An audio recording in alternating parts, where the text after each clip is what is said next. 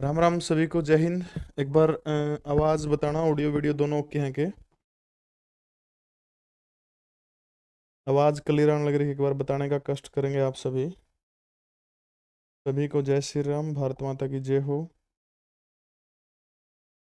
आवाज ओके आने लग रही है कि नहीं आने लग रही है, बताइए से बस। चलो, ऑडियो वीडियो में किसी प्रकार की कोई समस्या आने लग रही हो तो फटाफट बताने का काम करेंगे कि कोई दिक्कत तो नहीं आने लग रही। ऑडियो वीडियो में कोई दिक्कत तो नहीं आने लग रही किसी ने भी?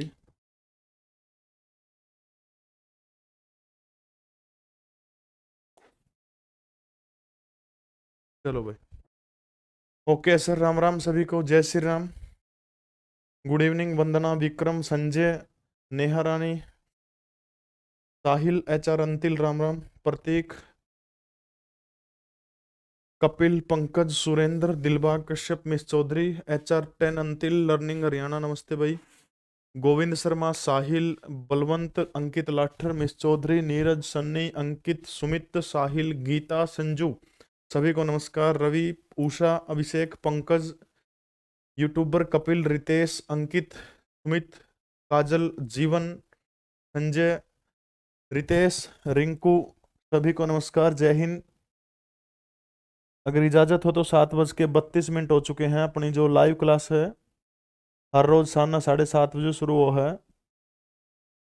अगर आपकी इजाजत हो तो लाइव क्लास जो है बस शुरू कर दे। वहाँ साइड में मेरा मोबाइल रखा है, इसमें नो पता चलता रहो कि आप लोग कितने जुड़ गए, थोड़ा हौसला बढ़ता रहो, ज्यादा जुड़ो तो जब। शाबाश, एक बार लाइक लुक कर दे रहे हो, शाबाश। Good evening, good evening. Abhishek Kumar, Ram Ram भाई सभी को। रसगुल्ला, दीपक चौधरी, प्रमोद, ज्योति, अंकित, दिलबाग, नवीन, राकेश खेदड़, राम राम भाई। दिलबाग, पिंकी, विजेंद्र नायक, राम राम। मिस्टर प्रवीण कुमार, साहिल, दीपक धनखड़, सभी को नमस्ते। सभी को नमस्ते, जय श्री राम। सुमन, मलिक, जीवन, कोमल, अंकित, RK शर्मा, अमित, चलो भाई सभी को जय श्री राम। कर दो काम शुरू। 7:33 हो चुकी है। हर रोज शाम ना 7:30 से लेकर के 8:45 तक अपनी लाइव क्लास रहो है। तो एक सबसे रिक्वेस्ट है कि जब आप लाइव क्लास लास्ट में देखो, मतलब रिकॉर्डेड खत्म होने के बाद में, तब एक एक दो दो कमेंट जरूर कर दिया करो। हाँ, एक बात बतानी भूल गया था, जितने भी आपके कमेंट हो हैं, कमेंट के ऊपर एक दिल का निशान दिया करो। मैं खुद अपने हाथों से दूँ, एक एक कमेंट पढ़ूँ, चाहे मैंने रात ना 12 बजे आपका एक एक कमेंट के वालों का राम राम। ठीक है, मेरा कॉन्टैक्ट नंबर है 90 509 61 500, ओनली व्हाट्सएप मिलेगा। तो भाई एक एक कमेंट आपका जो आर्ट जो दिल दिया करो, एक एक कमेंट मैं सबका पढ़ूँ, टोटली किसा भी अच्छा बूंदा हो, सारे के सारे कमेंट पढ़ूँ। ठीक है, वॉल्यूम कम होगी सर? ऐसा तो कुछ नहीं भाई, मेरी तरफ से वॉल्यूम ओके है। क्या यो हटा दिया थोड़ा सा? इब देखो वॉल्यूम। मोहित रोइला, राम राम। रोहतक वालों की राम राम। इब देखो ठीक आओ के वॉल्यूम। एग्रीकल्चर यूनिवर्सिटी से राम राम। दीपक सर, इब देखो ठीक आओ के? ओके है नेहा रानी। इब देखो ठीक होगी के? माइक थोड़ा सा दूर हो गया था, कोई नहीं, लो हो गया है। विष्णु, अच्छा अब ठीक है भाई। चलो फिर 3-4 मिनट अपना खराब कर ली हैं, इनकी भरपाई करने की कोशिश करांगे। ठीक है, चलो भाई। ओके रिपोर्ट है लाडला मोनू। सीटू सहारण।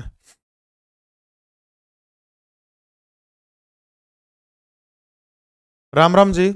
आज हरियाणा जीके की बहुत ही बेहतरीन क्लास है। इस क्लास में आप CT स्पेशल और हरियाणा के किसी भी टेस्ट की तैयारी करते हो, उस खातर बहुत काम आओ गया। आज 14 फरवरी है। जहां फूल देकर लोग मोहब्बत जताते हैं, जहां फूल देकर लोग मोहब्बत जताते हैं, वहां चुपके से कोई देकर जान हमें कर्जदार कर गया। वहां चुपके से कोई देकर जान हमें कर्जदार कर गया। पुलवामा के शहीदों को सत सत नमन करते हुए आज की क्लास शुरू करने जा रहा हूं। NCR क्षेत्र में हरियाणा का कौन सा जिला सबसे बड़ा है? NCR क्षेत्र जो है राष्ट्रीय राजधानी क्षेत्र जो है, नु पूछ रहे क्या राष्ट्रीय राजधानी क्षेत्र में कौन सा जिला जो है वो सबसे बड़ा है? बड़े का मतलब क्या हो रहा है? जनसंख्या की दृष्टि से, क्षेत्रफल की दृष्टि से पूछने का काम कर रखा है कि हरियाणा प्रदेश का कौन सा जिला जो है वो क्षेत्रफल की दृष्टि से जो NCR के अंदर शामिल जो है उनमें क्या है सबसे बड़ा जिला है, यह बात पूछ रखी है। ठीक है, सिर्फ इतनी बात आपने बतानी है। तो भाई देखो सिरसा है, भिवानी है, फरीदाबाद है, महेंद्रगढ़ है।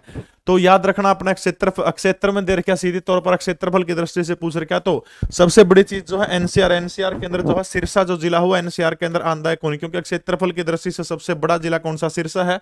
और सिरसा गलत उत्तर है भाई अभिषेक राजपूत आपका, क्योंकि सिरसा एनसीआर में आंदा है कौन, ठीक है। तो सिरसा एनसीआर में नहीं आंदा तो फिर उत्तर के बच जाएगा जिला भिवानी जो है, भिवानी एनसीआर का क्षेत्रफल की दृष्टि से सबसे बड़ा जिला है। अगर जनसंख्या की दृष्टि से पूछता है तो फिर कौन सा हो जाएगा, फिर आपका फरीदाबाद उसका उत्तर हो जाएगा, ठीक है। यो अक्षेत्र लिख के ऊपर समझ ले, आंख होगी, यानी क्षेत्रफल की दृष्टि से सबसे बड़ा कौन सा है, भिवानी है। और जनसंख्या की दृष्टि से पूछ ले तो फिर क्या हो जाएगा, फिर उसका उत्तर क्या हो जाएगा, फरीदाबाद हो जाएगा, ठीक है। तो याद रखना अपना भारत के संविधान के अंदर एक संशोधन हुआ था 69th अमेंडमेंट, 69वां संविधान संशोधन था साल 1991। इसी 69वें संविधान संशोधन 1991 के तहत नेशनल कैपिटल रीजन बनाया गया था, राष्ट्रीय राजधानी अक्षेत्र बनाया गया था। और उस अक्षेत्र के अंदर हरियाणा प्रदेश के कितने जिला हैं, तो टोटल हरियाणा प्रदेश के जो इस क्षेत्र के अंदर जिलों की संख्या कितनी है, 14 जिले हरियाणा प्रदेश के जो हैं वो किसके अंदर आए हैं, तो 14 जिले हरियाणा के एनसीआर जो है राष्ट्रीय राजधानी क्षेत्र के अंदर आए हैं।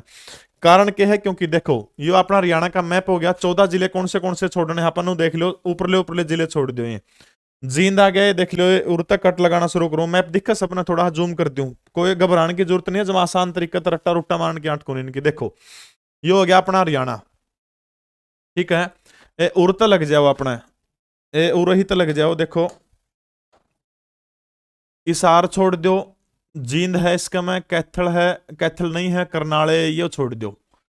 यो निचला इलाका नहीं, सा सारा जो निचला इलाका अपना किसमें आ गया, यो कैपिटल उसमें आ गया, यो किसमें आ गया, निचला इलाका अपना यो आ गया एनसीआर के अंदर। टोटल 14 जिले हैं, 65% हरियाणा का क्षेत्रफल जो है 14 जिलों का, टोटल 65% क्षेत्रफल 14 जिले हैं। कौन सा बच गया, 3 तो इस साइड वाले छोड़ दो, कौन से रह गए, 3 हिसार सिरसा फतेहाबाद ये छोड़ दो, जींद ले लो, करनाल पानीपत ये ले लो, ऊपर वाले ले लो, देखो कैथल कुरुक्षेत्र यमुनानगर अंबाला पंचकुला ये छोड़ दो। बाकी निचला सारा का सारा हरियाणा जो है 14 जिले किसके अंदर आ गए, 14 के 14 जिले जो है वो एनसीआर के अंदर शामिल है। किसमें है, तो 14 जिले किसके अंदर शामिल है, एनसीआर के अंदर शामिल है। और टोटल क्षेत्रफल की अगर मैं बात करूं तो कितना हो जाएगा, तो लगभग 65% जो है क्षेत्रफल वो होना चाहिए भाई। इसमें एक और जोड़ दिया ना अब हाँ ठीक है, ये चीज आपने याद रखनी है। अगर क्षेत्रफल की दृष्टि से अच्छा बताओ सबसे छोटा कौन सा है, क्षेत्रफल की दृष्टि से सबसे छोटा एनसीआर में शामिल जिला कौन सा है, फटाफट बताओ। सोनीपत से सलाम भाई, फटाफट बताओ। यानी क्षेत्रफल की दृष्टि से एनसीआर में शामिल सबसे छोटा जिला कौन सा है, क्षेत्रफल की दृष्टि से एनसीआर के अंदर शामिल सबसे छोटा जिला बताओ शाबाश, कौन सा है, बताओ फटाफट। क्षेत्रफल की दृष्टि से एनसीआर में शामिल सबसे छोटा जिला कौन सा है, क्षेत्रफल की दृष्टि से एनसीआर में शामिल सबसे छोटा जिला, बिल्कुल सही है आपका उत्तर, फरीदाबाद जो है वो क्षेत्रफल की दृष्टि से जो है एनसीआर में आने वाला सबसे छोटा जिला है। बिल्कुल जयप्रकाश, सारे सबका उत्तर बिल्कुल सही है। बक्सर के युद्ध के समय दिल्ली का शासक कौन था, क्या औरंगजेब था, शाह आलम प्रथम था, बहादुर शाह जफर था, या फिर शाह आलम द्वितीय था।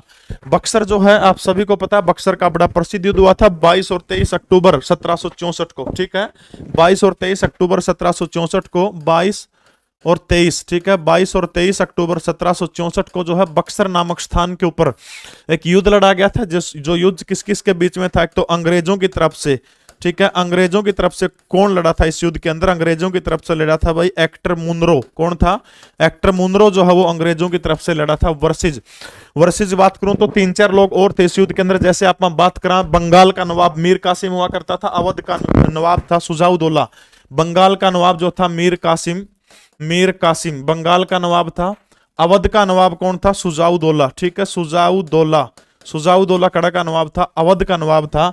इसके अलावा जो है एक और महत्वपूर्ण याद रखनी है, इसमें मुगल बादशाह शाह आलम द्वितीय होया करता, यानी जो शाह आलम सेकंड जो है, शाह आलम, ठीक है बेटा, शाह आलम सेकंड जो है उन्होंने भी क्या किया था, अंग्रेजों के साथ में जो है युद्ध किया था। याद रखना अपने शाह आलम द्वितीय अंग्रेजों से पेंशन प्राप्त करने वाला पहला मुगल बादशाह है, ठीक है।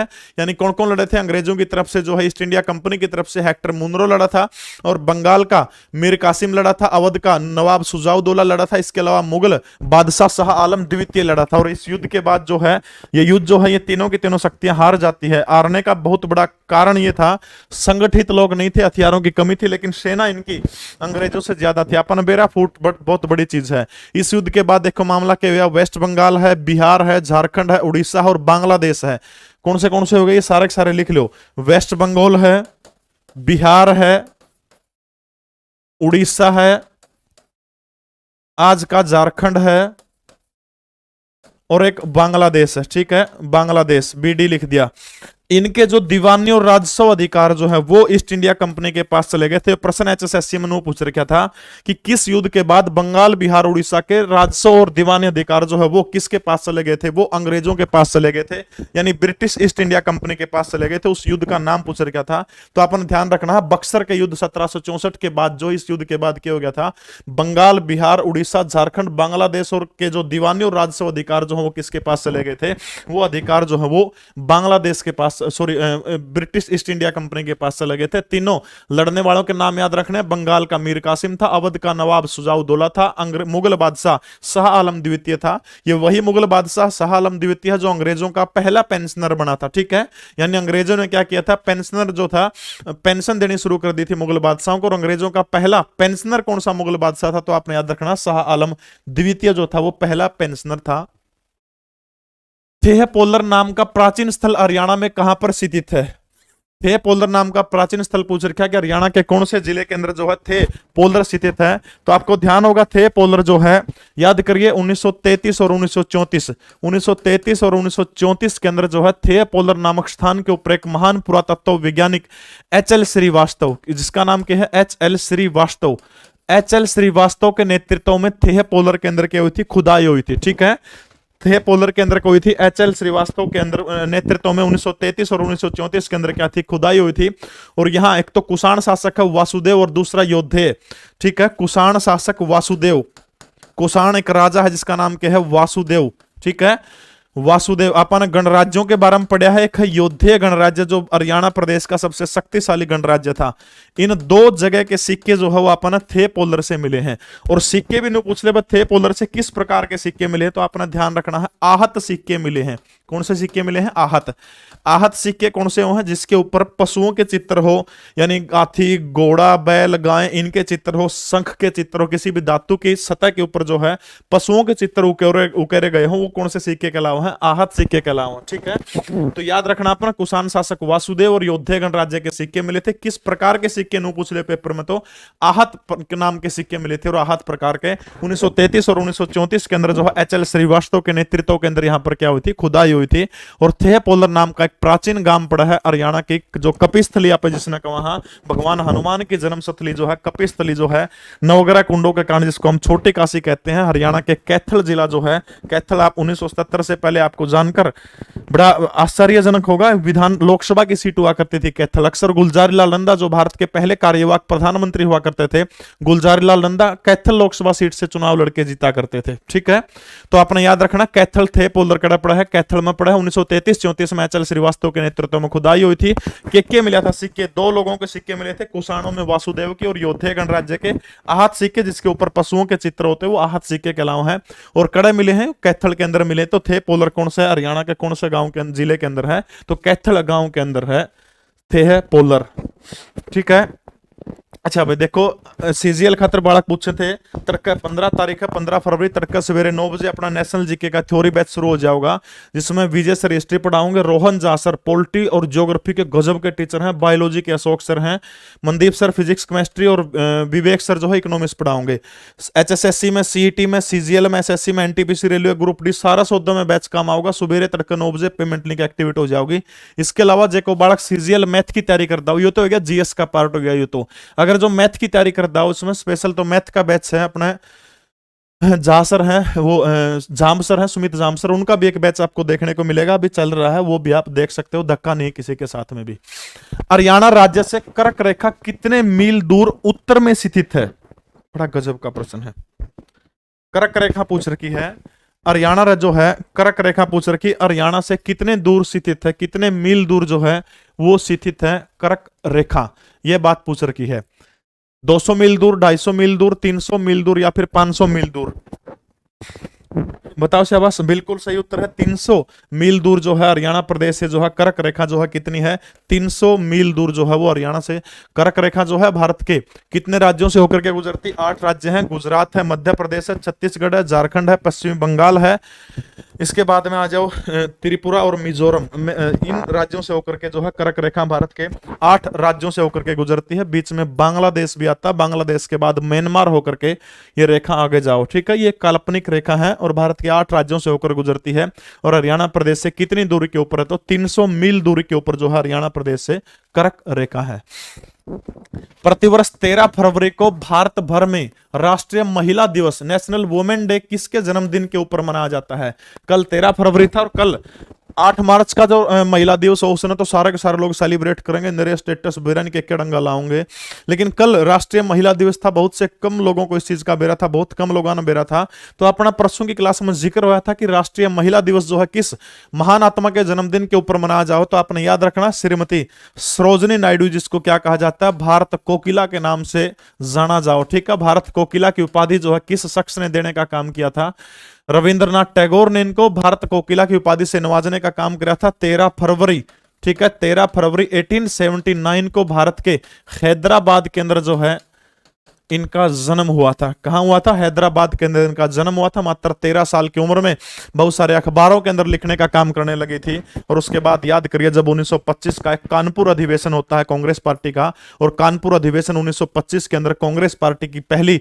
महिला अध्यक्षा के तौर पर कौन चुनी गई थी, श्रीमती सरोजनी नायडू, यानी पहली भारतीय महिला अध्यक्षा, कांग्रेस पार्टी की पहली भारतीय महिला अध्यक्षा जो है वो 1925 के अंदर सरोजनी नायडू एसएन लिख दिया, ठीक है, सरोजनी नायडू चुनी गई थी 1925, कांग्रेस की पहली भारतीय राष्ट्रीय महिला अध्यक्षा कौन थी, सरोजनी नायडू चुनी गई थी। आपको जानकर बहुत सारा ताज्जुब होगा, सरोजनी नायडू जो है सरोजनी नायडू ने जलियांवाला बाग जो हत्याकांड हुआ था उसके विरोध के अंदर एक उपाधि भी लौटाने का काम किया था और वो उपाधि जो है वो केसर ए हिंद की उपाधि थी, यानी किस महिला ने, एक गजब का प्रश्न बना है कि किस महिला ने जलियांवाला बाग हत्याकांड के विरोध में केसर ए हिंद की उपाधि वापस लौटा दी थी, तो आपने याद रखना है सरोजनी नायडू ने जलियांवाला बाग हत्याकांड के विरोध में कौन सी उपाधि लौटाई थी, उन्होंने केसर हिंद की उपाधि जो थी वो लौटाने का काम किया था। आपको एक गजब का इंटरेस्टिंग फैक्ट बताने का काम करता हूं, महात्मा गांधी से बेहद प्यार करती थी सरोजनी नायडू और महात्मा गांधी को प्यार से सरोजनी नायडू मिक्की माउस कहा करती। तामे तो आज सोना बाबू लाडू बिरयानी के कहो, तो उस टाइम पर भी गांधी ने सरोजनी नायडू जो थी वो क्या करती, मिक्की माउस कहा करती। गांधी भी कम कौन था, गांधी जब लेटर लिखा करता तो सरोजनी नायडू ने मेरा क्या करता, डियर बुलबुल, डियर मीराबाई, वो कौन बोलता, बिना फैक्ट के कोई बात कौन बोलू, कदे सोचता मास्टर हवा तीर मारा है। बकायदा पत्थर आप गूगल पर सर्च करोगे, उन पत्थरों के अंदर बकायदा लिखा पाओगा, और कोई मास्टर कौन बताओ, इसी सी बात हमने, यानी सरोजनी नायडू महात्मा गांधी को प्यार से मिक्की माउस कहा कर दी, गांधी बुलबुल कहा कर दा उसने, और मीराबाई कहा करता। चलो कहने दो, आपस के बीच की बात, अपन उन तक के मतलब लेना, ठीक है। जब देश आजाद होता है तो उत्तर प्रदेश की कमान पंडित नेहरू ने उनके हाथों में सौंपते हुए पहला राज्यपाल बनाया था, और किसी भी प्रदेश की पहली महिला राज्यपाल कौन बनी थी, श्रीमती सरोजनी नायडू बनी थी। और भारत की महान वीरांगना 1949 के अंदर उत्तर प्रदेश के इलाहाबाद जो है, उत्तर प्रदेश के इलाहाबाद के अंदर साल 1949 के अंदर जो है सरोजनी नायडू का निधन हो जाता है, और इन्हीं के जन्मदिन 13 फरवरी के मौके पर भारत में कौन सा दिन मनाया जाता है, राष्ट्रीय महिला दिवस मनाया जाता है।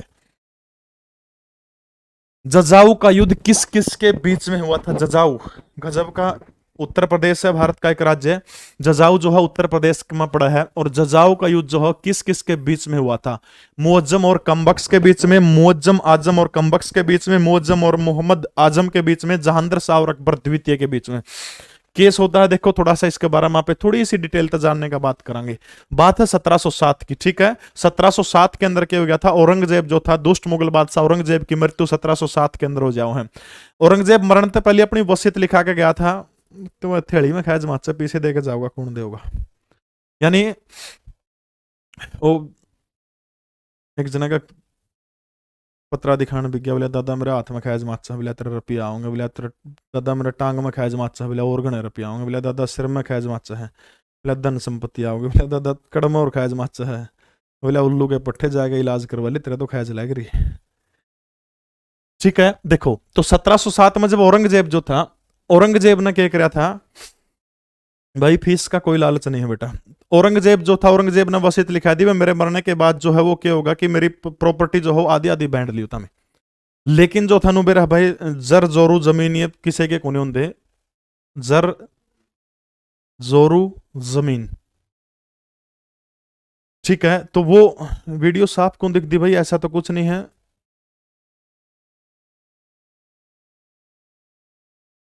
एक बार टेक्निकल टीम जो बाहर बैठी है, एक बार देखें वीडियो साफ चल रही नहीं चल रही, एक बार देखियो एक बार।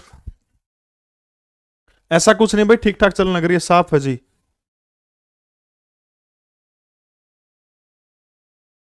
क्वालिटी बढ़ाओ भाई, क्वालिटी आपकी दिक्कत है, 360 पे देख लो, ठीक है।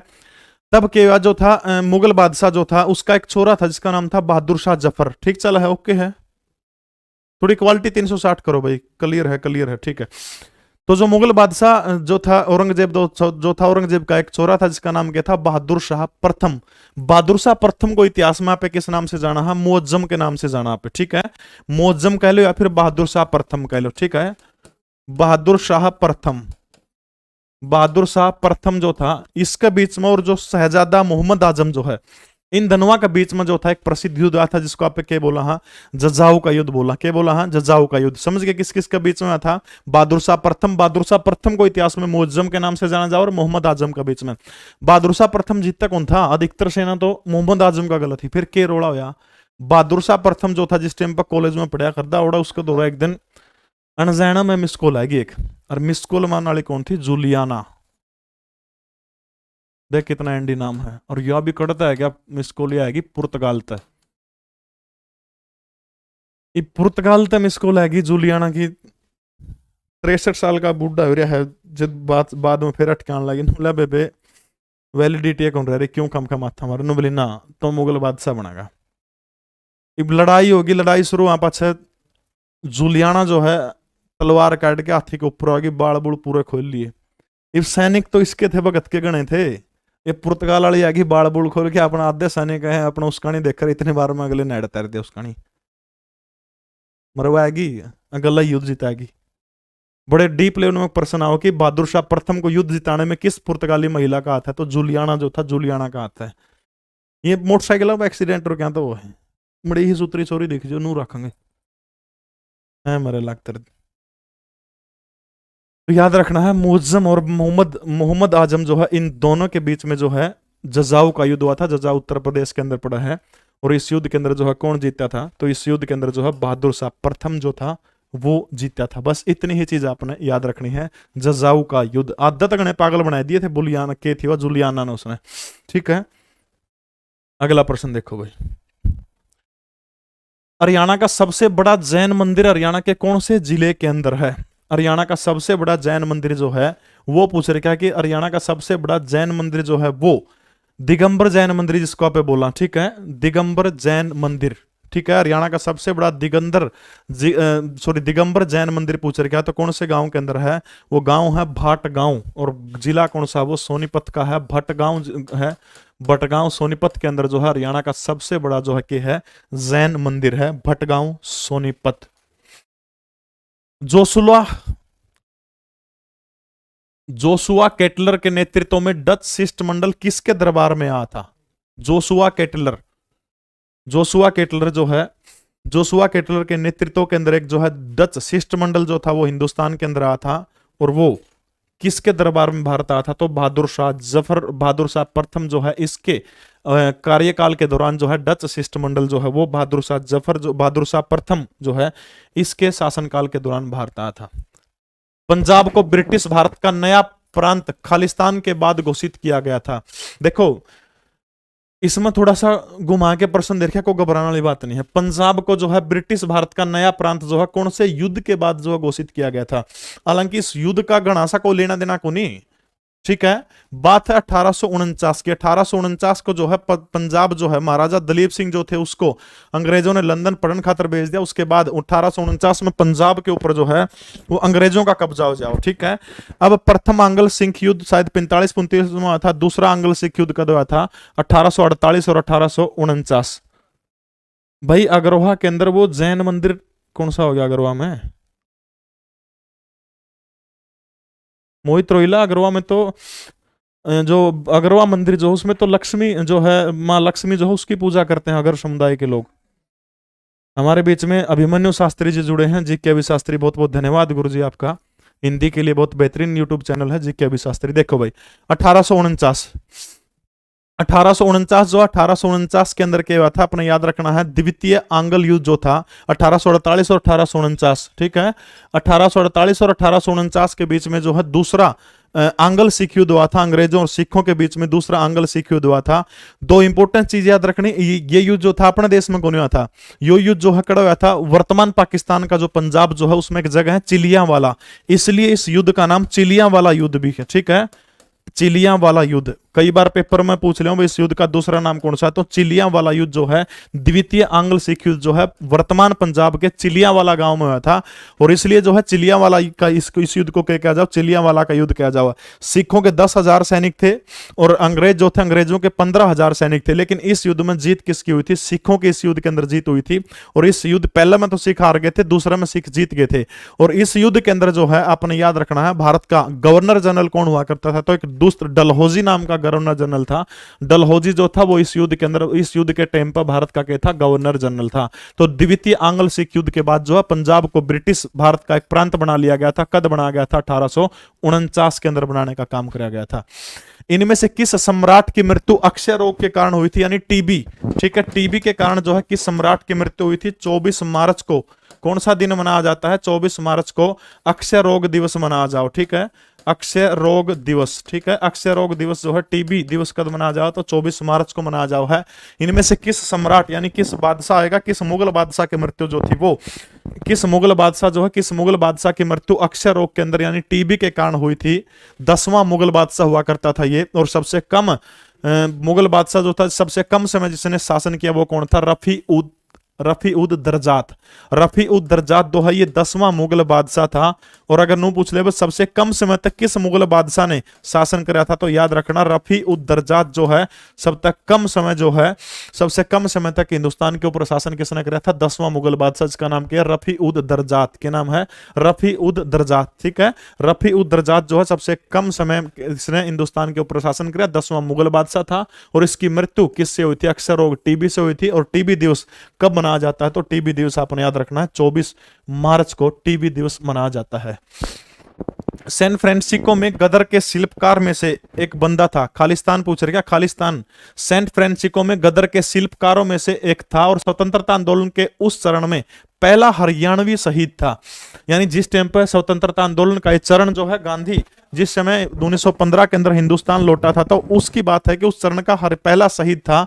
और उस बंदे का नाम आपने बताना है, लाला लाजपत राय। 1930 के अंदर लाला लाजपत राय की लाठियों से पीट पीट कर हत्या कर दी गई थी। हुकम सिंह, पंडित नेकीराम, पंडित कांसीराम। पंडित कांसीराम जो है इस प्रश्न का सही उत्तर है। एक गांव है मंडोली गांव है, और मंडोली गांव हरियाणा के अंबाला जिले में पड़ा करता, लेकिन अब 1966 के बाद जो है मंडोली गांव पंजाब में चला गया, ठीक है।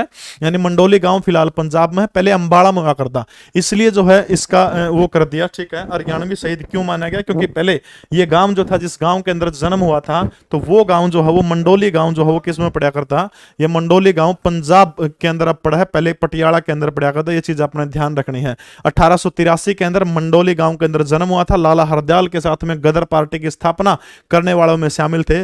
और इसी के कारण जो अंग्रेजों ने 27 मार्च 1915 को लाहौर जेल में भारत मां के इस महान क्रांतिकारी को फांसी देने का काम किया था। 27 मार्च 1915, ठीक है। यानी लाहौर में 27 मार्च 1915 को पंडित कांसीराम को फांसी देने का काम किया था। ये गदर पार्टी के संस्थापक जो थे उनके अंदर शामिल थे। लाला हरदयाल के साथ में इन्होंने गदर पार्टी की स्थापना करने का काम किया था। अगला प्रश्न देखो भाई, बेगम समरू ने एक अति प्रसिद्ध चर्च का निर्माण कहां पर करवाया था। बेगम समरू का जिक्र जब हम एक आयरिश भारत के अंदर आता जिसका नाम है जॉर्ज थॉमस। जॉर्ज थॉमस यह भी गुजब की थी, 3 जने प्यार करया कर दी, एक आधा नू भी बकारी थी, 4-5 तो भी पाऊंगा गलत, 3 तो जमा खास थे इसके जब फिर को जिक्र करांगे, तो रोड़ा हो जाएगा आज तो, अच्छा दिन को नहीं आज तो, ठीक है। हाँ देखो, बेगम समरू जो है छोरी थी भाई, कुछ भी कर सके तो महानायिका है। पछई कसूता जाडा कौन पड़ा था 15-20 दिन पहली, हिसार बस स्टैंड के ऊपर एक छोरी जाडम जमा कांबण लग रही जमा, मन जाके मेरी जर्सी दे दी, माला विड ले न मिले भाई, गरीब को नहीं ब्याह में जाऊं हूं, वहां उत्तरी गए। तो बेगम समरू ने एक प्रसिद्ध चर्च जो है वो क्रय कराया था सरधाना नामक स्थान के ऊपर, मेरठ से 20 किलोमीटर दूर है सरधाना, ठीक है।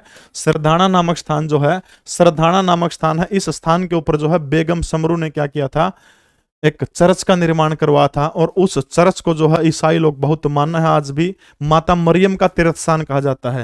यानी किस स्थान को ईसाई लोग माता मरियम का तीर्थ स्थान कहा है, तो माता मरियम जो है इसका तीर्थ स्थान ईसाई लोग जो है किसको माना है, मरियम का तीर्थ स्थान, ठीक है। तो मरियम का तीर्थ स्थान जो है सरधाना का चर्च जो है, ऐसी मान्यता कि 1820 के आसपास उसने इसका निर्माण करवाया था।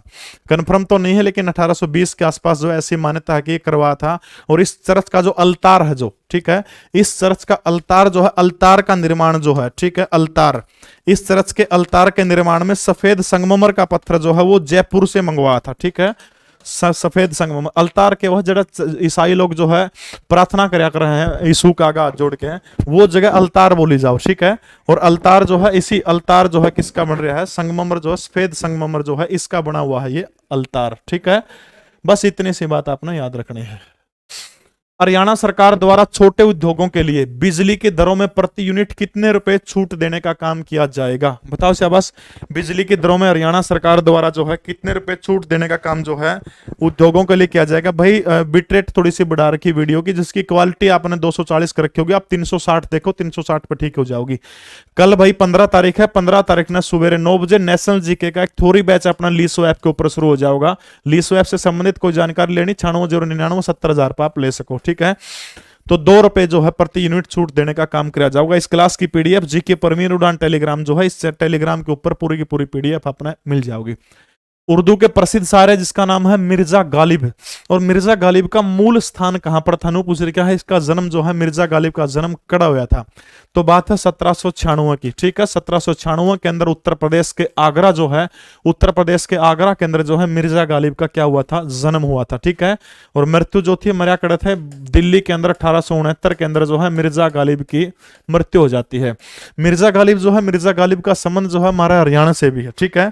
हाँ, एक चीज और ध्यान रखनी आपने, मिर्जा गालिब जो है, बहादुर शाह जफर का नाम सुना होगा, बहादुर शाह जफर का नाम सुना आपने, बड़े महान मुगल बादशाह। मैं महान इसलिए कहता हूं क्योंकि 1857 की क्रांति के अंदर इस शख्स ने नेतृत्व किया था।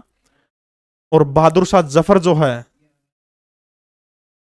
एक ऐसा मुगल बादशाह जिसकी तमन्ना थी कि हिंदुस्तान की सरजमी के ऊपर मुझे दफना जाए, लेकिन 2 गज जमीन ना नसीब हुई कुएं यार में, आखिरी शायर था उनका वो, ठीक है। तो बहादुर शाह जफर जो है, बहादुर शाह जफर का दरबारी थे, ठीक है। यानी किस मुगल बादशाह के दरबार में मिर्जा गालिब ने काम किया, तो याद रखना बहादुर शाह जफर, क्योंकि बहादुर शाह जफर भी खुद उर्दू का एक बहुत बड़ा कवि था। और इसलिए जो है कवि कवियां के आपस में बन गई, तो उर्दू शायर जो है, ठीक है, उर्दू का शायर था बहादुर शाह जफर। और मिर्जा गालिब जो है इसी के दरबार में काम किया करता। ब्याह था की बात आई तो अपना हरियाणा का नहीं रुक किया मिर्जा गालिब ने।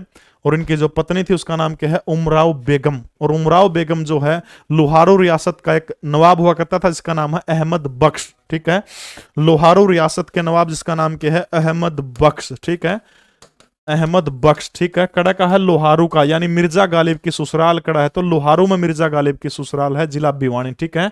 इसी की बेटी जो थी अहमद बख्श जो था, इसकी बेटी से क्या किया था, शादी करने का काम किया था उमराव बेगम के साथ में, ठीक है। यानी ससुराल कड़ा है, तो आपने याद रखना है इनकी ससुराल हरियाणा के भिवानी जिले के लोहारू के अंदर इनकी ससुराल है। विडंबना देखिए, उमराव बेगम से मिर्जा गालिब को मात्र 5 बच्चे हुए, 5, और 5 में से एक भी जिंदा नहीं बचा। जिंदा बच्चे को करगा ब्याह का टाइम में मिर्जा गालिब की उम्र 13 साल थी, उमराव इसकी बहू की उम्र 11 साल थी। बालक थे, बेरा था ही नहीं कि में 5 हो गए, एक भी कौन बचे। तो आगरा जो है, आगरा के अंदर जो मिर्जा गालिब का मूल स्थान था, 1796 के अंदर जन्म हुआ था। 1869 के अंदर दिल्ली के अंदर जो है मिर्जा गालिब की मृत्यु हो जाती है, ससुराल हरियाणा के लोहारू के अंदर। अंतरराष्ट्रीय डायना पुरस्कार पाने वाली संजोली बनर्जी का संबंध हरियाणा के कौन से जिले से है, बताओ शाबाश। अंतरराष्ट्रीय डायना पुरस्कार प्राप्त करने वाली जो संजोली बनर्जी जो है, संजोली बनर्जी का संबंध हरियाणा के कौन से जिले से है, फटाफट बताओ शाबाश। क्या वो हिसार जिले की है, करनाल की है, कैथल की है, या फिर वो सोनीपत की है? तो इंटरनेशनल डायना पुरस्कार जो है, अंतरराष्ट्रीय डायना पुरस्कार प्राप्त करने वाली जो है करनाल जिले की संजोली बैनर्जी है। मनोहर लाल खट्टर ने भी इसका स्वागत किया था। ये टेलीग्राम अपना नाम है जीके परवीन उड़ान, यूट्यूब के ऊपर भी, फेसबुक के ऊपर भी, इंस्टाग्राम के ऊपर भी। सारा टोलियो जड़ा जड़ा इच्छा होगी उड़े प्रकट हो जाऊंगा, ठीक है। साल 1920 में लाहौर से लाला लाजपत राय द्वारा कौन सा उर्दू समाचार प्रारंभ किया गया था?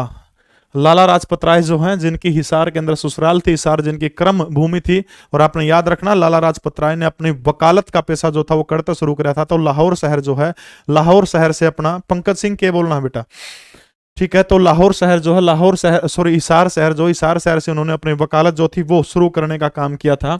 और जो अखबार जो था, उर्दू समाचार पत्र वंदे मातरम जो था 1920 के अंदर लाहौर शहर से जो है वो लाला लाजपत राय के द्वारा प्रकाशित करने का काम किया गया था। लाला लाजपत राय के द्वारा उर्दू। हरियाणा में पहली बार जल पंचायत किस जिले के अंदर की गई थी? यानी पानी को बचाने के लिए जो है जल पंचायत हरियाणा प्रदेश के अंदर कौन से जिले के अंदर की गई थी? जल पंचायत हिसार, पानीपत, गुड़गांव या फिर महेंद्रगढ़? फिरोज शाह तुगलक के द्वारा बसाया गया हिसार नगर है, या फिर महर्षि पाणिनि जिसने संस्कृत की व्याकरण को कलमबद्ध करने का काम किया था, या फिर गुरु द्रोण नगरी, या फिर कन्नौड़िया ब्राह्मणों के द्वारा बसाए गए महेंद्रगढ़ के अंदर? तो कड़ा करी गई थी। बिल्कुल सही उत्तर दिया है सबसे पहले मोहित रोहिला, शाहरुख खान सौरभ है। पानीपत जो हरियाणा का, पानीपत के अंदर जो हरियाणा प्रदेश की पहली जल पंचायत जो था उसका आयोजन करने का काम किया गया था। भाई पढ़िया करो, पढ़ोगे तो क्या में ले रहोगे, मंजिल ना भटका करो। सामने मंजिल हो तो रास्ते ना मोड़ना, जो भी मन में हो सपने मत तोड़ना। सामने मंजिल हो तो रास्ते ना मोड़ना, जो भी मन में हो वो सपने मत तोड़ना। कदम कदम कदम कदम पर मिलेंगी मुश्किलें आपको, कदम कदम पर मिलेंगी मुश्किलें आपको। बस सितारे चुनने के लिए जमी मत छोड़ना, बस सितारे चुनने के लिए जमी मत छोड़ना। तो पानीपत जिले के अंदर जो है पहली बार जल पंचायत हरियाणा प्रदेश के अंदर आयोजित करने का काम किया गया था।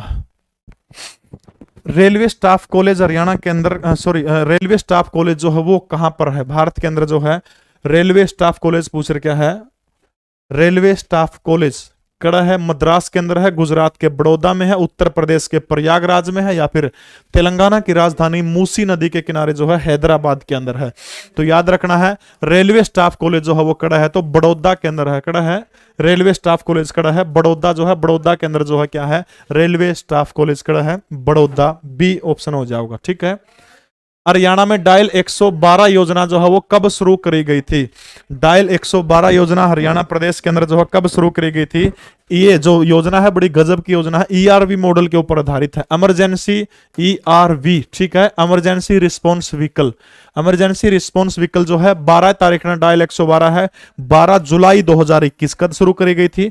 12 जुलाई 2021 को हरियाणा प्रदेश के यशस्वी मुख्यमंत्री एमएल खट्टर, ठीक है, मनोहर लाल खट्टर जो है, मनोहर लाल खट्टर जो है, इसी मनोहर लाल खट्टर ने पंचकूला से, पी के लिख दिया, ठीक है, पंचकूला से मनोहर लाल खट्टर ने हरी झंडी दिखाने का काम किया था। साथ में विधानसभा के अध्यक्ष जो है ज्ञानचंद गुप्ता और अनिल विज हरियाणा प्रदेश के गृह मंत्री, गृह मंत्रालय के अधीन में पुलिस आओ है, ठीक है।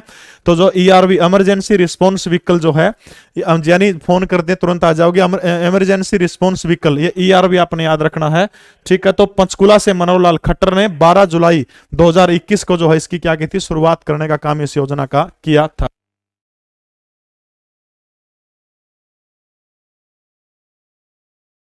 तो 12 जुलाई 2021 को पंचकुला से इस योजना को क्या किया था? शुरू करने का काम किया था।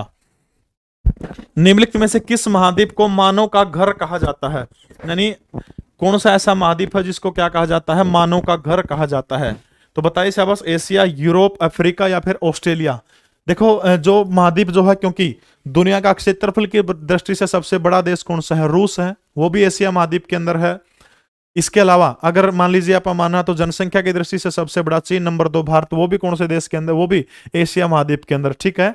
तो आपने हाँ एक चीज और याद रख लियो भाई, डीजीपी मनोज यादव था जिस टाइम पर डायल 112 शुरू हुई थी। तो जो एशिया महाद्वीप जो है, एशिया महाद्वीप को क्या कहा जाओ है? मानव का घर कहा जाओ, ठीक है। किसको कहा जाओ है? मानव का घर एशिया महाद्वीप को कहा जाओ है। और एशिया महाद्वीप का सबसे बड़ा नगर अगर मैं बात करूं तो जापान का टोक्यो जो है वो सबसे बड़ा नगर है, जिसकी जनसंख्या लगभग 38 मिलियन है। इसके अलावा मैं बात करूं तो यहाँ की रेगिस्तान की तो गोभी रेगिस्तान जो है, गोभी रेगिस्तान जो है वो सबसे बड़ा रेगिस्तान है। एक नदी है यांग तजी नदी, ठीक है, यांग तजी, यांग तजी नदी जो है, यांग तजी लगभग 6300 किलोमीटर इस नदी की लंबाई है, ठीक है। और ये जो नदी जो है 6300 किलोमीटर लंबी नदी चाइना से होकर के गुजरती है, चीन में है। और यह जो नदी जो है या एशिया की सबसे के है, यांग तजी नदी जो है वो सबसे लंबी नदी है, यांग तजी नदी। मुख्यमंत्री मनोहर लाल खट्टर ने अक्टूबर 2021 में एक साथ कितने हरहित स्टोर का उद्घाटन करने का काम किया था? 51, 61, 71, 81। हरहित स्टोर योजना जो है, इसको मनोहर लाल खट्टर की बड़ी महत्वाकांक्षी योजना है। हरियाणा प्रदेश से बेरोजगारी दूर करने के लिए जो है इस योजना को चलाने का काम किया गया था। याद रखना, पंचकुला में पहले हरहित स्टोर का उद्घाटन जो है वो 2 अगस्त को कराया गया था, ठीक है। कब कराया था? 2 अगस्त 2021, ठीक है। 2 अगस्त 2021 को पंचकुला से, PKL पंचकुला से जो है हरियाणा के CM मनोहर लाल खट्टर जो है, इसने क्या किया था? उद्घाटन कराया था पहला हरहित स्टोर, यानी इस योजना का शुभारंभ पूछ ले करता कराया था। तो आपने याद रखना 2 अगस्त 2021 को पंचकुला से इस योजना का शुभारंभ कराया गया था। लेकिन यो अक्टूबर के अंदर जो है एक साथ कितने का किया गया था? तो एक साथ 71। नेहा रानी, प्रमिला, गरिमा मलिक, ज्योति धनखड़, सबका उत्तर बिल्कुल सही है। यानी 71 हरहित स्टोर का उद्घाटन अक्टूबर में किया था, लेकिन पहला हरहित स्टोर कड़ा खुला था पंचकुला में। और उद्घाटन मनोहर लाल खट्टर ने 2 अगस्त 2021 को पंचकुला में मुख्यमंत्री के द्वारा इसका उद्घाटन करने का काम किया गया था, ठीक है। 18 से 35 वर्ष के जो लोग हैं उनको इस योजना का हरहित स्टोर का फायदा उठा सकते हैं। जिनकी फैमिली इनकम जो है 1,80,000 रुपए से कम है, केवल उन्हीं लोगों को दिया जाएगा। 1500 और 500 इस तरह से अलग अलग स्लॉट के अंदर इनको खोलने की तैयारी है। निम्न में से किस देश में पार्कलैंड घास के मैदान स्थित हैं? पार्कलैंड घास के मैदान जो है वो किस देश के अंदर स्थित हैं? न्यूजीलैंड, ऑस्ट्रेलिया, ब्राजील या फिर अफ्रीका? देखो इसमें जो है 2 जगह है, ऑप्शन में दे रखे हैं कि जो पार्कलैंड घास के मैदान जो है वो दोनों जगह ऑस्ट्रेलिया के अंदर भी, अफ्रीका के अंदर भी है। लेकिन शब्द गणेकड़ा पाए जाओ है अफ्रीका के अंदर, तो दोनों ऑप्शन में तो अफ्रीका आपका सही हो जाएगा। अगर ऑप्शन में ऑस्ट्रेलिया, अफ्रीका दोनों में नैनारा दे रखा तो फिर तो नैनारे अपने आ जाओगे, कोई दिक्कत नहीं, ठीक है। जो ऑस्ट्रेलिया का उत्तरी भाग जो है उसमें पार्कलैंड जो है वो घास के मैदान पाए जाओ, ठीक है। पटाना नामक घास के मैदान कड़ा पाए जाओ, पटाना नाम में बहुत बुंडा रहे, तो पटाना नामक घास के मैदान जो है वो कड़ा पाए जाओ, तो याद रखना श्रीलंका के अंदर जो है पटाना नामक घास के मैदान पाए जाओ, ठीक है। एक दो और घास के मैदान जैसे स्टेपीज है, स्टेपीज जो है यूक्रेन और रूस दोनों देशों के बीच में भी लड़ाई होने वाली है, ठीक है। क्योंकि यूक्रेन नाटो में शामिल होना चाहता है, रूस नाटा पे तो ना वह मार दो रहे जा, ठीक है। तो यूक्रेन और यूक्रेन और रूस के बीच जो घास के मैदान है कौन से? स्टेपीज घास के मैदान है। कंपास नामक घास के मैदान कड़ा पाए जाओ है, ब्राजील के अंदर पाए जाओ है। लानोज नामक घास के मैदान कड़ा पाए जाओ, दक्षिण अफ्रीका के अंदर पाए जाओ है। कैटरबरी नामक घास के मैदान न्यूजीलैंड के अंदर पाए जाओ, ठीक है। कैटरबरी जो है वो न्यूजीलैंड के अंदर पाए जाओ, ठीक है। तो जो है ठीक समझ में आ गया, पार्कलैंड जो है वो घास के मैदान दक्षिण अफ्रीका और ऑस्ट्रेलिया। हरियाणा गौ सेवा आयोग के अध्यक्ष का नाम पूछ रखा कौन है? 2015 में हरियाणा सरकार ने गौ रक्षा एक कानून जो था वो विधानसभा के अंदर पारित करने का काम किया था। और प्रसन्न मौर्य के पूछ रखा है, ये कवि प्रस्तुत पंक्तियों में कहना चाहो कि गौ सेवा आयोग का अध्यक्ष कौन है? तो आपने याद रखना है श्रवण कुमार गर्ग जो है वो क्या है? गौ सेवा आयोग के अध्यक्ष हैं। धूमन सिंह किरमत जो है वो सरस्वती जो है, सरस्वती नदी जो है, सरस्वती विकास बोर्ड जो है, सरस्वती विकास बोर्ड के क्या है? उपाध्यक्ष हैं, ठीक है। सरस्वती विकास बोर्ड, इसके अलावा मेवात विकास बोर्ड, इसके अलावा शिवालिक विकास बोर्ड, इन सब के अध्यक्ष जो है कौन है? तो मनोहर लाल खट्टर मुख्यमंत्री वो है, लेकिन इसका उपाध्यक्ष है सरस्वती विकास बोर्ड का कौन है? धूमन सिंह किरमत से। और गौ सेवा आयोग का अध्यक्ष कौन है? तो श्रवण कुमार गर्ग जो है वो क्या है? गौ सेवा आयोग के अध्यक्ष हैं। उत्तरांचल राज्य बनाम बलवंत सिंह चौपाल मामला कब प्रकाश के अंदर आया था? उत्तरांचल बनाम बलवंत सिंह चौहान मामला कब प्रकाश में आया था? 2010। हरियाणा सरकार ने टीबी रोग को कब जड़ से खत्म करने का लक्ष्य रखा गया है? टीबी रोग जो है हरियाणा प्रदेश से बिल्कुल जड़ से खत्म करने के लिए एक अभियान चला गया था, निअक्षय पोषण अभियान, ठीक है। हरियाणा के अंदर जो है टीबी रोग से निपटने के लिए निअक्षय पोषण अभियान हरियाणा सरकार ने टीबी से मुक्ति के लिए चलाया था, ठीक है। निअक्षय पोषण अभियान, ठीक है। निअक्षय पोषण अभियान, टीबी मुक्त हरियाणा के लिए ये योजना चलाई गई थी। और प्रत्येक 24 मार्च को कौन सा दिन मनाया जाता है? 24 मार्च को अक्षय रोग दिवस मनाया जाओ। ठीक है, अक्षय रोग दिवस कब मनाया जाओ? तो 24 मार्च को अक्षय रोग दिवस मनाया जाओ है। तो साल 2025 वो साल है जब हरियाणा सरकार का ऐसा मानना कि 2025 तक हरियाणा प्रदेश से जो है वो 2022 गलत है, 2025 आएगा उत्तर। तो 2025 तक जो है हरियाणा से टीबी जो है टीबी को खात्मा कर दिया जाएगा। ठीक है, अच्छा टीबी से पीड़ित जो लोग हैं उनको हरियाणा सरकार कितने रुपए हर महीने सहायता उपलब्ध करवाने का काम करती है? फटाफट कमेंट करके बताओगे, बताओ शाबाश। एनडी क्लास है जी, बहुत बहुत धन्यवाद बेटा। 2011 की जनगणना के अनुसार भारतीय राज्यों में प्रति व्यक्ति आय के आधार पर हरियाणा का कौन सा स्थान था? 2011 की जब जनगणना हुई थी तो नो पूछ क्या 500 रुपए 2500 रुपए करे, 500 होना चाहिए शायद, 500 रुपए पेंशन है।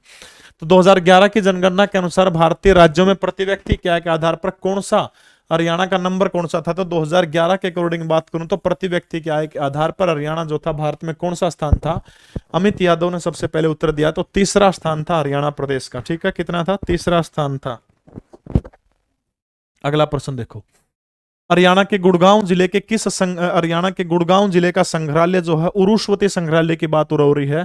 तो हरियाणा के गुड़गांव जिले का उरुष्वती संग्रहालय जो है वो किसको समर्पित है? बात पूछ रखी, या वो युद्ध स्मारक है, क्या वो खेलकूद है, क्या वो लोक नृत्य है, या फिर पुस्तकों को समर्पित है? तो उरुष्वती संग्रहालय जो है किसको समर्पित है? गुड़गांव का, वो लोक नृत्य को समर्पित है। हरियाणा प्रदेश का राजकीय लोक नृत्य कौन सा है? सांग है। हरियाणा प्रदेश का सबसे प्राचीन नृत्य कौन सा है? धमाल, जो किसके समय से कराया हुआ है? महाभारत का टाइम था अपना प्रदेश के अंदर जो है ये चाल्या आवा है। उत्तर भारत का पहला रामायण भवन हरियाणा के किस जिले में बनाया गया है? उत्तर भारत का जो रामायण भवन जो है वो किस जिले के अंदर बनाया गया? यदि आप रामायण पढ़ते हैं तो रामायण के अंदर भगवान राम के छोटे भाई लक्ष्मण की पत्नी शायद उर्मिला, उनके करैक्टर को एक बार आप जज करके देखना, पूरी की पूरी रामायण से एक अलग से करैक्टर मिलेगा। क्योंकि राम के साथ में तो उनकी पत्नी सीता थी, लक्ष्मण और अपनी पत्नी के वियोग में 14 साल तक रात में एक दिन भी लक्ष्मण नहीं सोए, लगातार 14 साल हर रात को वो जागा करते थे अपने भाई की सुरक्षा में। तो जो पहला उत्तर भारत का पहला रामायण भवन जो है वो कड़ा बनाया गया, तो हरियाणा के अंबाला जिले के प्रीतनगर जो है, अंबाला जिले के प्रीतनगर के अंदर उत्तर भारत का पहला रामायण भवन बनाने का काम कराया गया, जिसमें क्या कराया जाएगा? रामायण के ऊपर जो है वो शोध कराने का काम किया जाएगा। उत्तर भारत का पहला रामायण भवन। पीडीएफ जीके परवीन उड़ान टेलीग्राम चैनल सर्च करिए, उसमें मिल जाएगा। खालिस्तान को साल 1986 में राजीव लोंगोवाल संधि यानी राजीव लोंगोवाल समझौता कह लो, संधि कह लो, पंजाब राज्य को स्थानांतरित किया जाना था। मतलब कि इनमत एक शहर है और इस शहर को राजीव लोंगोवाल समझौता जो था, उस राजीव लोंगोवाला समझौता के तहत जो है इस शहर को क्या किया जाना था? पंजाब को दिया जाना था। देखो, लोंगोवाला जो है एक अकाली नेता हुआ करते थे जिनका पूरा नाम क्या था? हरचंद सिंह लोंगेवाला। ठीक है, हरचंद सिंह लोंगेवाला, हरचंद सिंह लोंगेवाला। ठीक है, हरचंद सिंह लोंगेवाला जो है, लोंगेवाल, ठीक है, इसके बीच में अकाली दल के नेता है और भारत के उस समय के प्रधानमंत्री राजीव गांधी और लोंगेवाला के बीच में एक समझौता हुआ था, जिसको इतिहास के अंदर जो है लोंगेवाला समझौता के रूप में जाना जाता है। 24 जुलाई 1985 वो समझौता था। 24 जुलाई 1985 को यह समझौता हुआ था अकाली नेता हरचंद सिंह लोंगेवाल और राजीव गांधी के बीच में। इसी को राजीव लोंगेवाल समझौता कहा जाता है। और ये जो समझौता जो था, इस समझौते के तहत काम क्या किया गया था? चंडीगढ़ जो था, चंडीगढ़ को, इस चंडीगढ़ को जो है पंजाब को सौंपने की बात आई थी, लेकिन इसी के विरोध के अंदर जब हरियाणा के तत्कालीन मुख्यमंत्री भजनलाल ने इसके ऊपर हस्ताक्षर कर दिए थे राजीव लोंगेवाल समझौते पर, और दूसरे उसमें कांग्रेस के अध्यक्ष हुआ करते थे सुल्तान सिंह। याद रखना कि राजीव लोंगेवाल समझौते पर हरियाणा की तरफ से किसने सिग्नेचर किए थे? तो एक तो तत्कालीन मुख्यमंत्री भजनलाल और उसमें कांग्रेस पार्टी के अध्यक्ष हुआ करते थे, इनको अधिकृत किया गया था सुल्तान सिंह। सुल्तान सिंह और भजनलाल ने हरियाणा प्रदेश की तरफ से इस पर हस्ताक्षर किए थे। और इसी के विरोध में कि चंडीगढ़ पंजाब को जाओगा, इसी के विरोध में उस समय हरियाणा विधानसभा के 27 सदस्यों ने इस्तीफा देने का काम कर दिया था। ठीक है, पड़ोस में डीजे बज रहा है। फिर भाई ये तो मेरी दिक्कत तो गुनिया, तो बेटा तेरी समस्या है, तेरे नु दिक्कत हो रही है भाई। ब्याह होगा किसी का, तेरा हुंदा कोने होगा, तेरे कह लियो रे डीजे तंद बूंडा लगदा वो डीजे जमानी कितना सुथरा गाना वो तेरी है ऐसी माड़ी बन रही बेटा।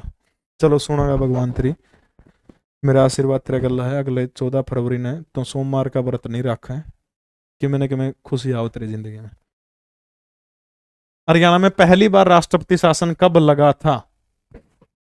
बताओ शाबाश। को जान लग रही है तो क्यों रुस्सा है? कौन या नहीं भी बड़ा के बराबर है। तो हरियाणा में पहली बार राष्ट्रपति शासन कब लगा था? हरियाणा प्रदेश के अंदर जो है टोटल 3 बार राष्ट्रपति शासन लगा, 1967 के अंदर, 1977 के अंदर और 1991 के अंदर। ठीक है, कितनी बार राष्ट्रपति शासन लगा? तो हरियाणा के अंदर 3 बार राष्ट्रपति शासन लगा है, 21 नवंबर 1967, 1977 और तीसरी बार जो है धनिकलाल मंडल का टाइम पर 1991। 1977, 1967 और 1991 3 बार जो है हरियाणा प्रदेश के अंदर क्या लगा है? राष्ट्रपति शासन 3 बार हरियाणा प्रदेश के अंदर लगा। ठीक है, अगला प्रश्न देखो भाई, निम्नलिखित में से कौन सा मेला हरियाणा के झज्जर जिले के बेरी गांव के अंदर प्रसिद्ध रूप से लगाया जाता है? वो कौन सा मेला है जो हरियाणा के झज्जर जिले के बेरी गांव के अंदर जो आयोजित किया जाता है? माता मसाणी माता का मेला जो है, मसाणी माता का मेला MH लिख दिया, महेंद्रगढ़ जिले के अंदर आयोजित किया जाओ है। गोपाल मोचन मेला जो है वो यमुनानगर के अंदर आयोजित करने का काम किया जाओ है। तो एक बच गया कौन सा?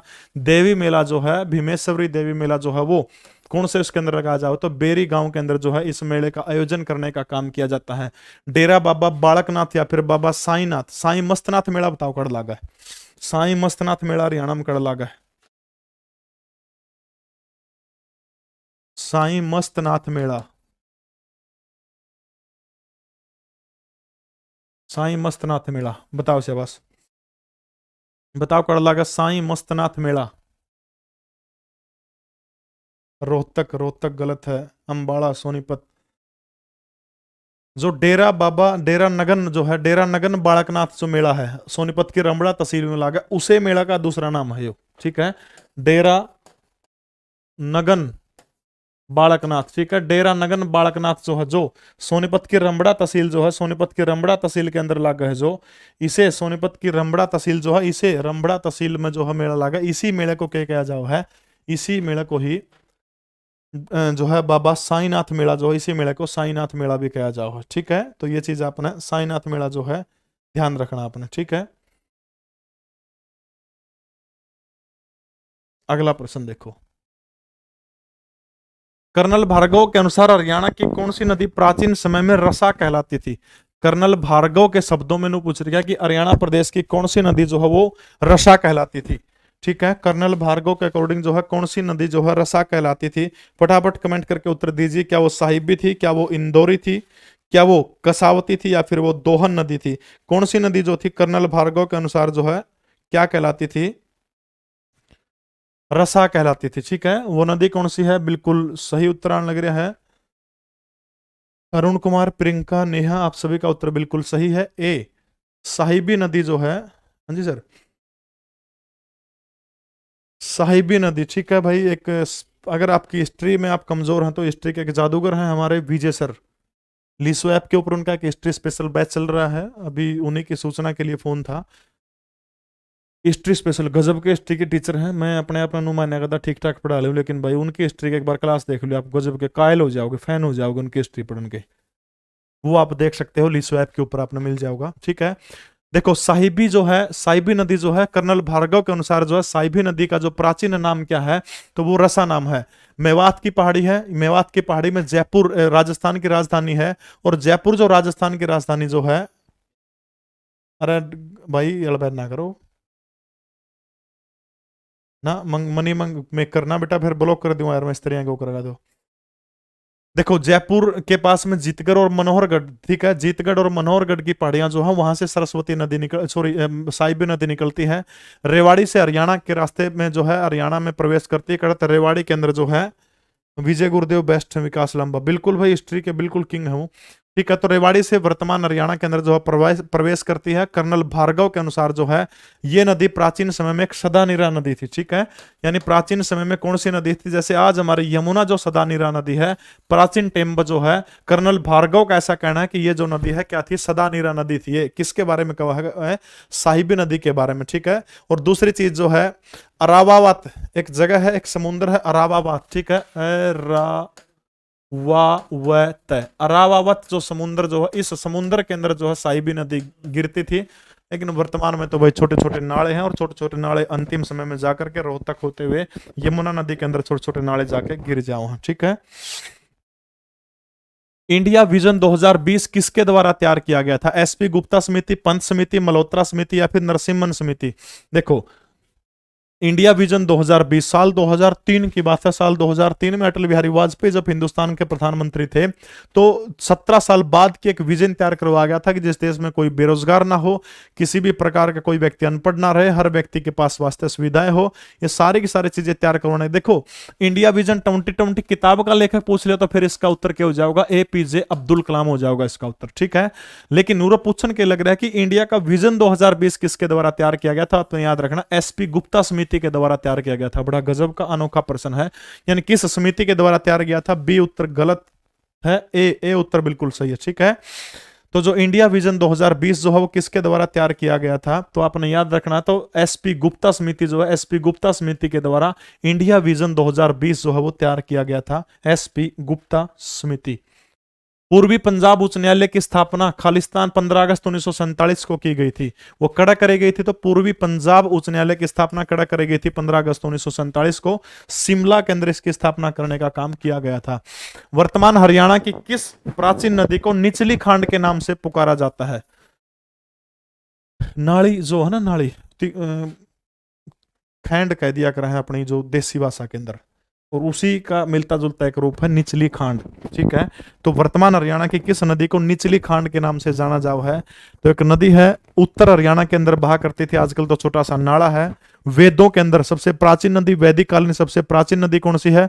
सरस्वती है। सरस्वती की एक समानांतर नदी है द्रष्टवती, यानी सरस्वती और द्रष्टवती नदी दोनों के समानांतर एक नदी वैदिक काल के दौरान बहा करती थी, और उस नदी का नाम क्या है? आपगा।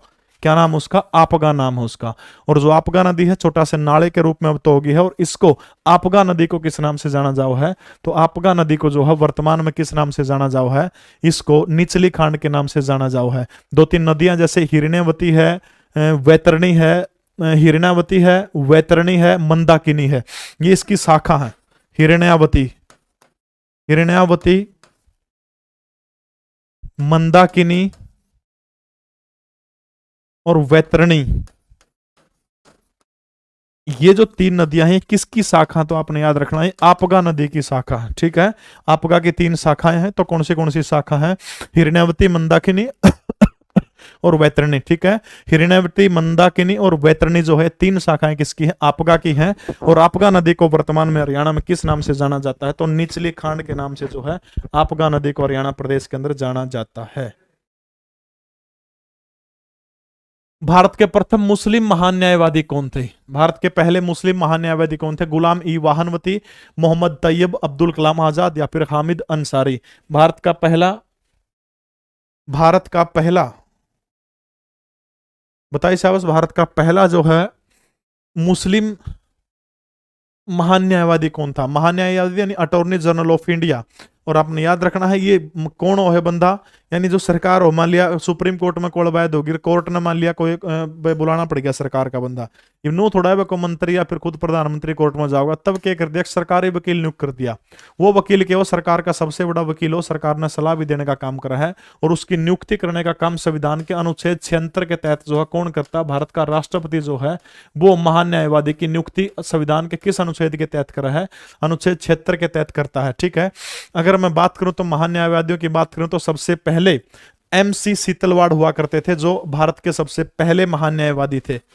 MC सीतलवाड़, MC सीतलवाड़, ठीक है। MC सीतलवाड़ जो थे लगभग 13 साल तक भारत के महान न्यायवादी थे, और ये भारत के पहले attorney general of India, first attorney general of India थे MC सीतलवाड़ जो है, ठीक है। सोली सोराबजी जो है इनका कार्यकाल सबसे छोटा था। सोली सोराबजी, इनका कार्यकाल जो था वो सबसे छोटा था, किस रूप में? महान न्यायवादी के रूप में, ठीक है। वर्तमान समय में के वेणुगोपाल राव जो है वो भारत के क्या हैं? वो महान न्यायवादी हैं, के वेणुगोपाल राव। और पहला मुस्लिम महान न्यायवादी कौन था? गुलाम ई वाहनवती जो है, गुलाम ई वाहनवती जो है वो भारत के क्या थे? पहले मुस्लिम महान न्यायवादी थे, जो मनमोहन सिंह सरकार में बनाए गए थे। साल 2009 से लेकर के 2014 तक भारत के प्रथम मुस्लिम महान न्यायवादी गुलाम ई वाहनवती को बनाया गया था।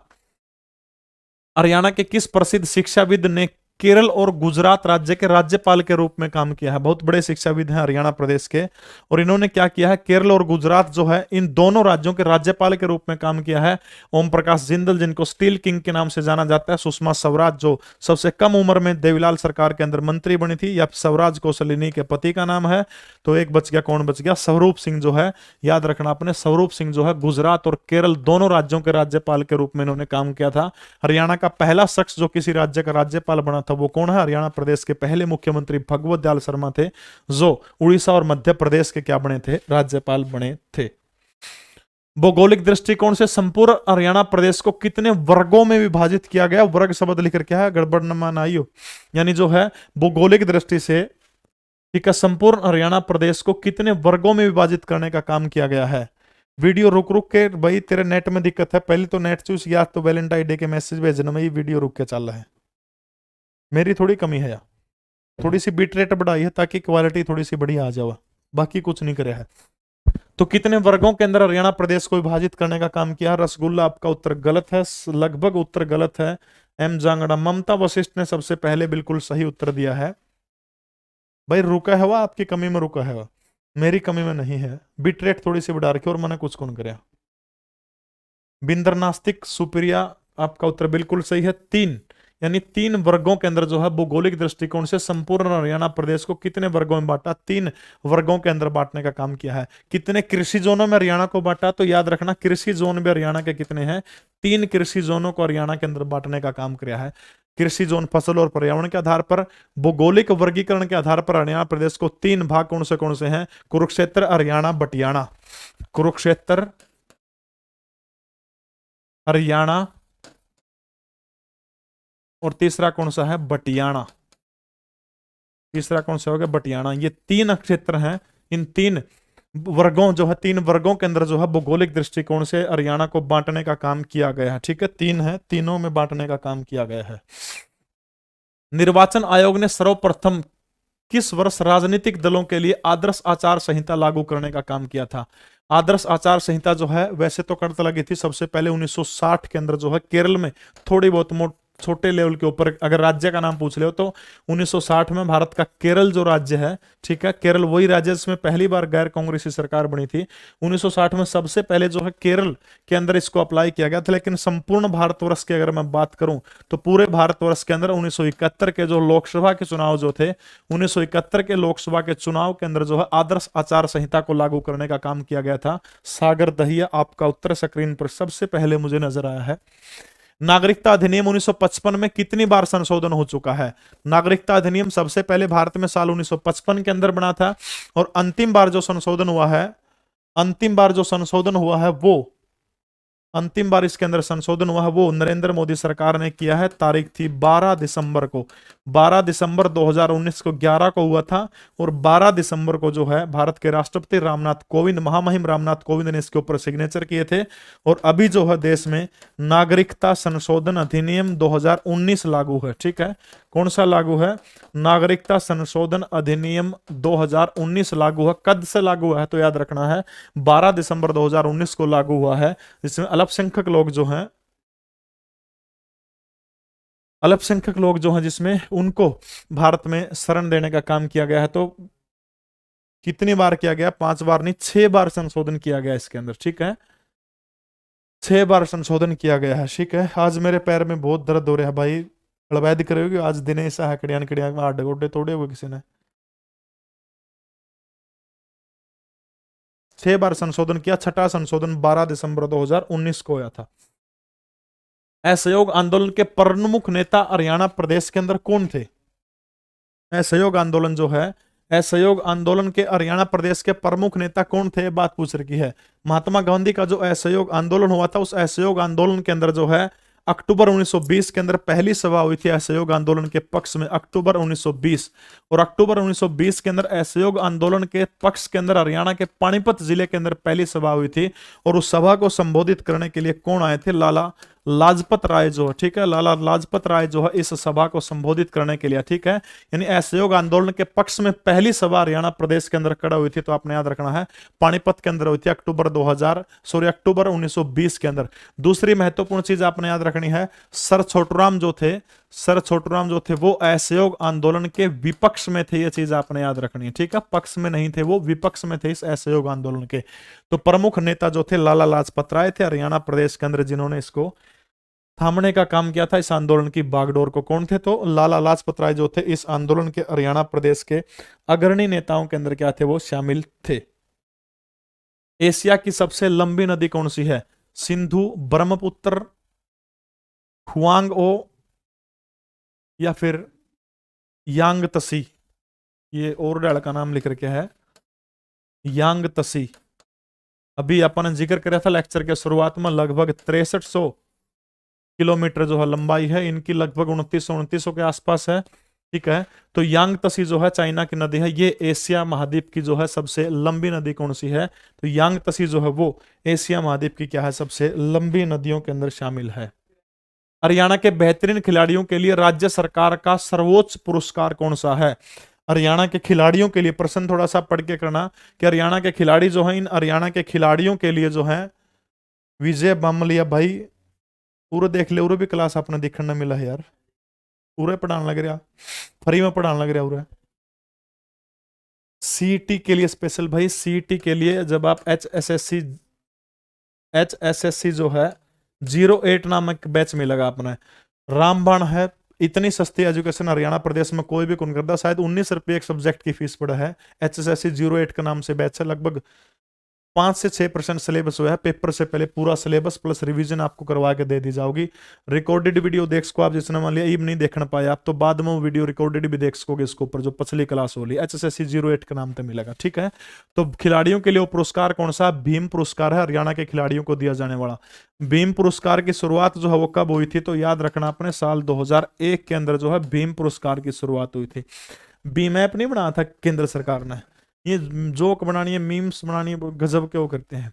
लेकिन हिंदू तो नू खुश हो गया, महाभारत का भीम करेक्टर कर दिया। दलित नू खुश हो गया, बाबा साहब भीमराव अम्बेडकर का नाम पर कर दिया। राहुल गांधी नू खुश हो गया, छोटा भीम का नाम पर कर दिया। बड़े चाले करे।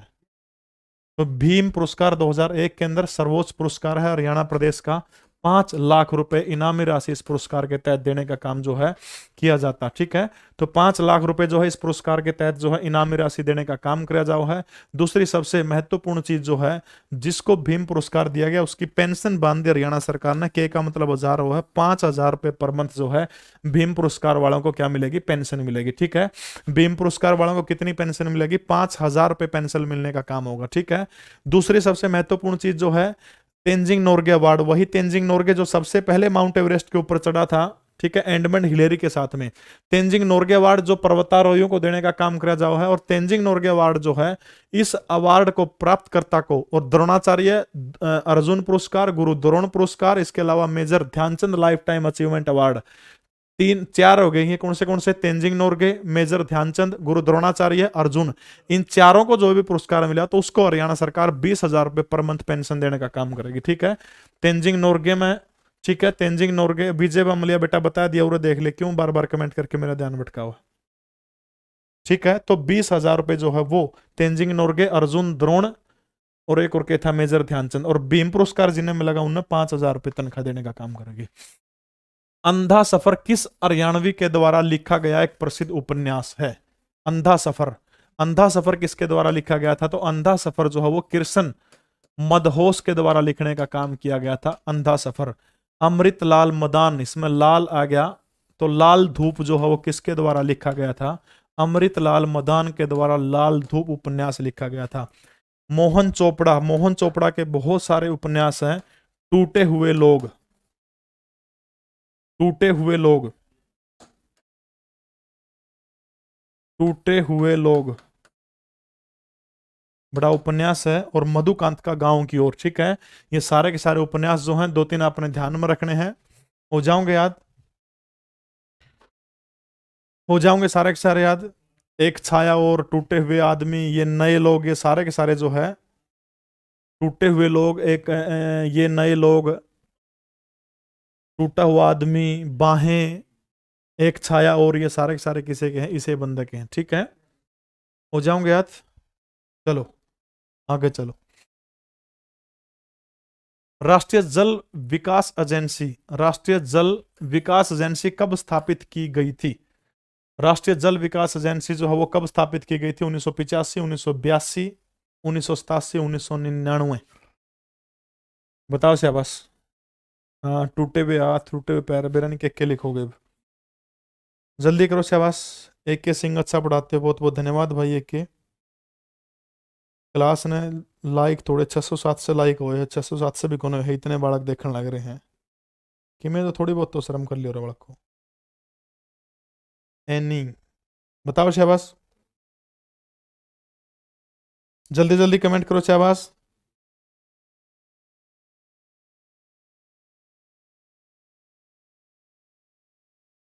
बिंदर मलिक नास्तिक, अरे वो आ गया कि बिल्कुल जिसका बी उत्तर है वो सही है। श्याम सरकार आपका उत्तर गलत है। साल 1982, साल 1982 के अंदर जो है राष्ट्रीय जल विकास एजेंसी की स्थापना करने का काम किया गया था। 1982 के अंदर एक बैंक है, जिस बैंक का नाम क्या है? नाबार्ड, राष्ट्रीय कृषि एवं ग्रामीण विकास बैंक जो है, इसकी स्थापना भी 1982 के अंदर ही हुई थी। निम्न में से कौन हरियाणा विधानसभा के सर्वाधिक बार स्पीकर रहे हैं? यानी ऐसा बंदा कौन है जो हरियाणा विधानसभा के सबसे ज्यादा बार जो है वो क्या रहे हैं? वो स्पीकर रहे हैं। ठीक है, तो सबसे अधिक बार कुलदीप शर्मा जो है वो एक बार ही रहे हैं। हरमोंदर सिंह चड्ढा वो 3 बार हरियाणा विधानसभा के स्पीकर रहे हैं। तो सबसे अधिक बार जो है कौन रहे हैं? हरमोंदर सिंह चड्ढा जो है सबसे अधिक बार जो है वो हरियाणा विधानसभा के स्पीकर रहे हैं। 1987 से लेकर के 1991 तक रहे थे, 2005 करके 2006 तक रहे थे। इसके अलावा जो है 2009 से लेकर के 2011 तक वो हरियाणा विधानसभा के स्पीकर रहे थे। कुलदीप शर्मा 2011 से लेकर के 2014 तक हरियाणा विधानसभा के स्पीकर थे, जबकि अशोक अरोड़ा इनेलो की जब सरकार हुआ करती थी 1999 से लेकर के साल 2000 तक जो थे वो हरियाणा विधानसभा के स्पीकर हुआ करते थे। ठीक है, इसके बाद आगे चला अगर इच्छा हो तो। भारतीय मानसून का सर्वप्रथम वर्णन किसके द्वारा किया गया था? अल बरूनी के द्वारा, अलम कादिसी के द्वारा, अल मसूदी के द्वारा, हैकल के द्वारा। ये जो बंदा है जिसने भारतीय मानसून का, क्योंकि मानसून शब्द जो है ये अरबी भाषा का शब्द है जहां तक मुझे ज्ञान है। भारत को मानचित्र और मानसून जो है वो देने का काम किसने किया था? अरब लोगों ने किया था। यानी मानसून शब्द जो है वो अरब, भारत को ऊंट पालन, ठीक है, ऊंट पालना जो है, ऊंट का पालतू पशु के रूप में पालन करना भी भारत को जो है अरब के लोग जो थे भारत में लेके आए थे। इतिहास का पिता हेरोडोट्स है और इस बंदे को अरब का हेरोडोट्स बोला जाओ। ठीक है, अरब का हेरोडोट्स, अरब का हेरोडोट्स इस बंदे को बोला जाओ है, जिसने अल मसूदी था वो बंदा। ठीक है, जिसने भारत में सर्वप्रथम मानसून का वर्णन किया था वो बंदा कौन है? अल मसूदी है। बहुत बहुत धन्यवाद बेटा, सर आप बहुत अच्छा पढ़ाते हो भाई। 202 लाइक है, ना करो भाई, मर्जी है, मैंने क्या दिक्कत है। लाइक खतर को नहीं पढ़ाना था, मेरा इंटरेस्ट है, जिक्र है, मजा हुआ है, और कोई दो राय को नहीं, बस इतनी ही बात है। ठीक है, तो अल मसूदी था वो बंदा जिसको अरब का क्या कहा जाता है? हेरोडोट्स, अरब का हेरोडोट्स कहा जाता है अल मसूदी को।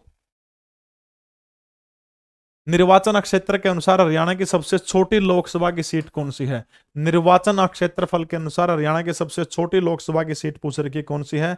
तो अंबाला है, गुड़गांव है, हिसार है, या फिर सोनीपत है। तो सबसे छोटी लोकसभा की सीट निर्वाचन क्षेत्रफल के अनुसार कौन सी है? तो सोनीपत जो है, सोनीपत जो है वो सबसे क्या है? छोटी विधानसभा की सीट है। खाना पकाने के दौरान सर्वाधिक नष्ट होने वाला यौगिक कौन सा है? खाना पकाने के दौरान सबसे ज्यादा जो नष्ट होने वाला यौगिक है वो कौन सा है? वसा, कार्बोहाइड्रेट, प्रोटीन, या फिर विटामिन। तो खाना पकाने के दौरान सर्वाधिक नष्ट होने वाला यौगिक कौन सा होता है? विटामिन जो है वो सबसे जल्दी नष्ट होता है। Option D will be right answer. Baba Sheikh Farid award Haryana की किस साहित्य अकादमी के द्वारा दिया जाता है? हरियाणा उर्दू साहित्य अकादमी, हरियाणा संस्कृत साहित्य अकादमी, हरियाणा पंजाबी साहित्य अकादमी, या फिर हरियाणा साहित्य अकादमी। बताओ शाबाश। जो टेलीग्राम जो है वो जीके प्रवीण उड़ान जो है ये अपना टेलीग्राम चैनल है, इस टेलीग्राम चैनल के ऊपर पीडीएफ सारी की सारी मिल जाओगी। उर्दू ए सबका उत्तर ए। वेरी गुड, बहुत इंटेलिजेंट बन गए। गलत उत्तर है सबका, ये गलत उत्तर है।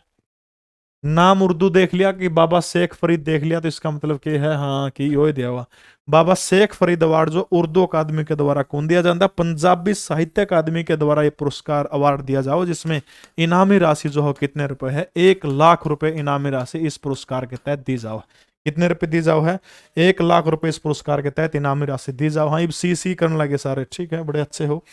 तो ठीक है, शेख फरीद नाम मुस्लिम है, लेकिन दिया किसके द्वारा जाओ, पंजाबी साहित्य अकादमी के द्वारा 1 लाख रुपए इसके तहत इनामी राशि दी जाओ। ठीक है, तो आज के लिए इतना ही, कल फिर मिलेंगे 7:30 बजे। तब तक के लिए जय हिंद, जय श्री राम। अभी अपलोड हो जाओ क्लास, सारे जाते जाते लाइक कर जियो और कमेंट जरूर करके जाना जाते जाते। ठीक है, तड़का 15 तारीख है, 15 तारीख ने सुबह 9 बजे जो है लीसो ऐप के ऊपर बहुत ही बेहतरीन बैच है, नेशनल जीके का थ्योरी बैच है, पूरी की पूरी थ्योरी करा जाओगी। इच्छुक व्यक्ति वो बैच ले सकते हैं सुबह 9 बजे। जय हिंद, भारत माता की जय।